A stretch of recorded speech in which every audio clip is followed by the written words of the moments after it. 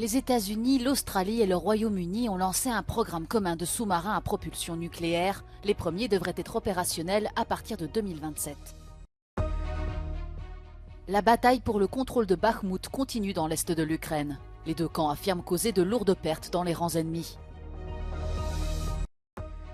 Les dirigeants européens rassurent les marchés après la faillite de la banque américaine SVB. Il n'y a pas de risque de contagion directe, estime Bruxelles.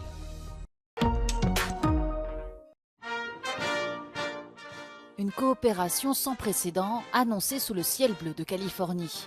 Les États-Unis, l'Australie et le Royaume-Uni ont lancé un programme commun de sous-marins à propulsion nucléaire destiné à tenir tête à la Chine dans le Pacifique. Des équipements militaires dernier cri qui ont une autonomie de navigation plus longue que les sous-marins conventionnels et peuvent embarquer des armes plus sophistiquées. Les premiers devraient être livrés à la Royal Navy australienne à partir de 2027.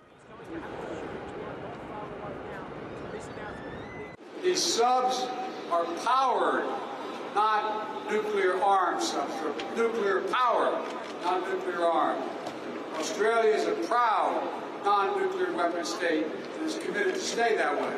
For the first time ever, it will mean 3 fleets of submarines working together across both the Atlantic and Pacific, keeping our oceans free, open and prosperous for decades to come. The scale, complexity and economic significance of this investment is akin to the creation of the Australian automotive industry in the post-World War II period. Il s'agit de la première collaboration concrète de la nouvelle alliance AUKUS formée par les 3 pays en septembre 2021, au détriment d'un contrat négocié entre Canberra et Paris quelques mois auparavant. La Chine, qui observe le nouveau jeu d'alliance, a protesté contre ce projet et demandé à AUKUS d'abandonner la mentalité de guerre froide et les jeux à somme nulle.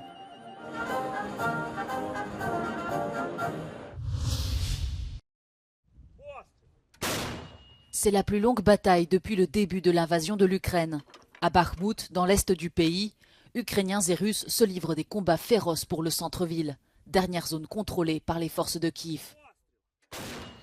Les deux camps affirment avoir causé des centaines de pertes dans les rangs ennemis et diffusent les images de frappe en guise de preuve. Le président ukrainien a déclaré que la situation sur place était très difficile. Дуже жорстко на сході, дуже болісно. Треба знищити військову потугу ворога, і ми знищимо. Білогорівка і Мар'їнка, Авдіївка і Бахмут, Вугледар і Кам'янка та усі інші місця, де зараз вирішується, яким буде наше майбутнє, де виборюється наше майбутнє усіх українців. Я дякую. Au même moment, la première ministre finlandaise a clarifié ses propos sur une possible livraison d'avions de combat déclassés à l'Ukraine lors de sa récente visite à Kiev. Une suggestion qui a surpris son gouvernement. On selvää, että Ukraina tarvitsee entistä raskaampaa kalustusta ja on hyvä, että yhdessä eurooppalaisittain kumppanimaiden kanssa on voitu sopia näiden panssarivaunujen lähettämisestä, mutta kyllä se seuraava iso kysymys on ilman muuta hävittäjät ja ilmapuolustus laajemminkin. Ukraina tulee tarvitsemaan tätä aseistusta, tällaista kalustoa, jotta se voi työntää venäläiset joukot ulos alueeltansa. Certaines troupes ukrainiennes disposent déjà d'équipements lourds, comme ces 6 chars Léopard 2 A4 livrés par l'Espagne. 55 soldats ukrainiens ont suivi un entraînement militaire de 4 semaines pour apprendre à les maîtriser sur le front. La Moldavie suit de très près ce qui se passe en Ukraine du fait de son voisinage. Pour l'heure, pas de menace directe de conflit militaire, mais les autorités moldaves craignent quand même que la Russie ne soit tentée par des actions de déstabilisation. La police a récemment interpellé des individus soupçonnés d'avoir orchestré des manifestations antigouvernementales. Pericolele așa numitui război hibrid, care se manifestă prin dezinformare, fake news, care se reflectă prin tensiunile în societate, pe care Federația Rusă încearcă să le exerceze cu scopul de schimbarea ordinii politice, de destabilizarea situației și de răsturnarea puterii. Il y a quelques semaines, la présidente moldave était à Munich aux côtés du secrétaire général de l'OTAN.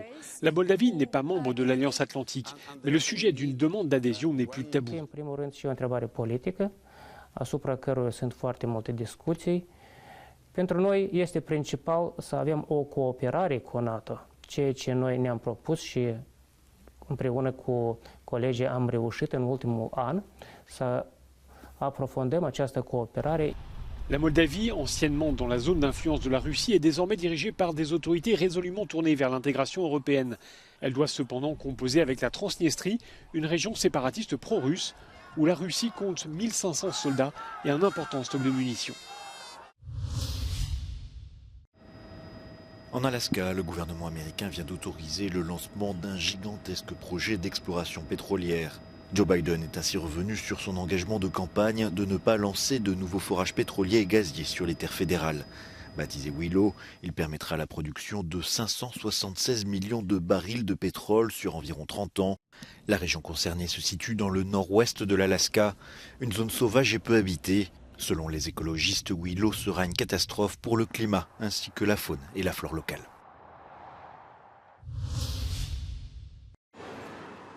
Dans plusieurs villes françaises, les éboueurs sont en grève contre la réforme des retraites. C'est le cas à Paris, où dans certains quartiers, les ordures ne sont plus ramassées depuis une semaine. Alors forcément, cela affecte les riverains et les touristes.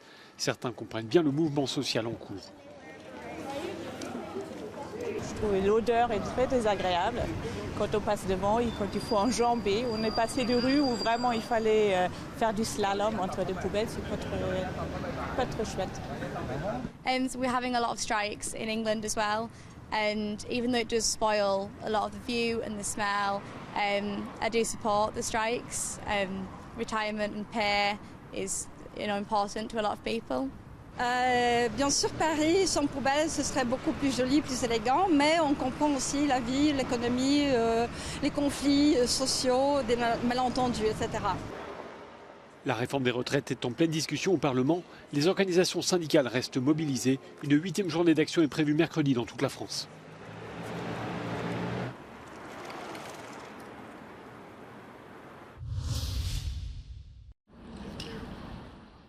Pas de panique, c'est le message envoyé par les responsables européens des finances après l'effondrement de la banque américaine Silicon Valley Bank qui a entraîné une chute des actions bancaires européennes. Alors que certains brandissent déjà le spectre d'une nouvelle crise financière, les leaders européens se montrent rassurants, rappelant que le secteur bancaire est aujourd'hui mieux protégé face aux risques financiers. All European banks, not only the bigger are applying the prudential Basel standard. So directly there is no contagion. The possibility of indirect impact is something that we have to monitor, but at the moment we don't see it as a significant risk. Aux États-Unis, Joe Biden s'est également voulu rassurant. Le président américain a annoncé des mesures supplémentaires pour renforcer la solidité du secteur bancaire. I'm going to ask Congress and the banking regulators to strengthen the rules for banks to make it less likely this kind of bank failure would happen again, and to protect American jobs and small businesses. Incapable de faire face au retrait massif de ses clients, la banque SVB a été fermée vendredi par les autorités américaines. 2 autres banques ont également été impactées. Conséquence, les bourses européennes ont fini en nette baisse ce lundi.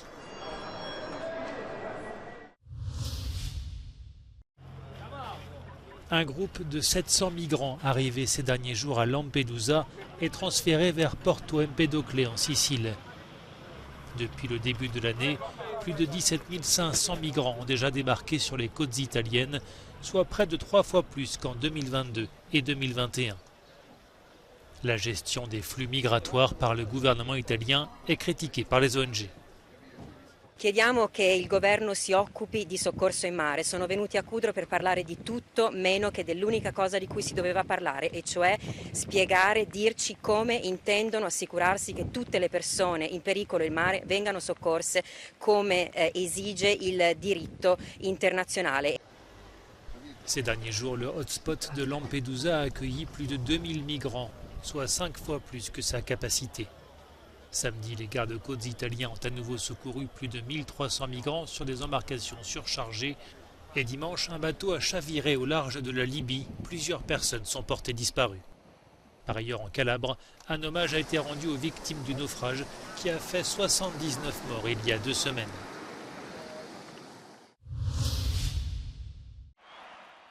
Dick Fosbury, l'ancien athlète américain qui a révolutionné le saut en hauteur, est mort ce dimanche à 76 ans.